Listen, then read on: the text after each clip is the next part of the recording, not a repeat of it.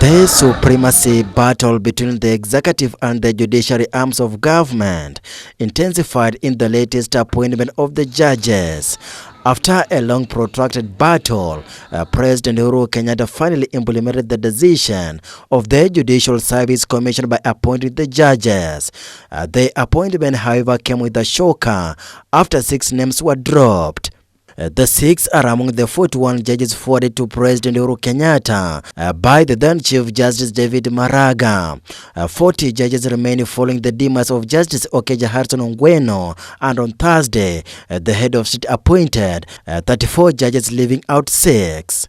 The 6 included 2 High Court judges Weldon Korir, Agrem Chelule, Judge Odunga, and Joel Ngugi, who were shortlisted as Court of Appeal judges. 2 judges, Makore Evans Kiago and Cheruiyot Elizabeth Omangi, were dropped as Environment and Labor Relations Court judges. The rejection of High Court judges Joel Ngugi and Judge Odunga to be elevated to the position of the Court of Appeal judges shocked many Kenyans, with some poking holes on the appointments made by President Kenyatta. The judges are a part of the 5-judge bench that declared the BBI bill as unconstitutional. A declaration is hereby made that the President does not have authority under the Constitution to initiate changes to the Constitution, and that a constitutional amendment can only be initiated by Parliament through a parliamentary initiative and Article 256, or through a popular initiative and Article 257 of the Constitution. A declaration is hereby made that Mr. Uhuru Muigai Kenyatta has contravened Chapter 6 of the Constitution, and specifically Article 73, Sub-Article 1, Sub-Article A, Sub-Article 1. A number of Kenyans, including lawyers, led by Professor Makau Mutua, accused President Kenyatta of constant violation of the Constitution. In his Twitter account, Mutua said gazetted judges should decline all their appointments until all the GSA recommended judges are included.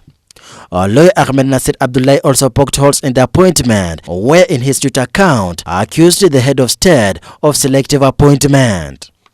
Joel Ngugi and Judge Odunga have been the subject of discussion since they declared BBI as illegal, pushing President Uhuru Kenyatta and his handshake partner Raila Odinga to the drawing board.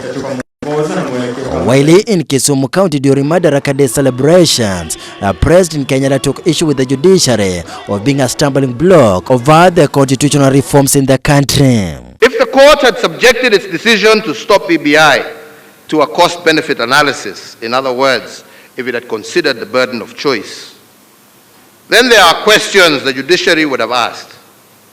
If we indeed were at a constitutional moment, is a decision against BBI a decision in support of the status quo? Please allow the court to make a fair, properly informed decision without unnecessary attacks, comments by all concerned.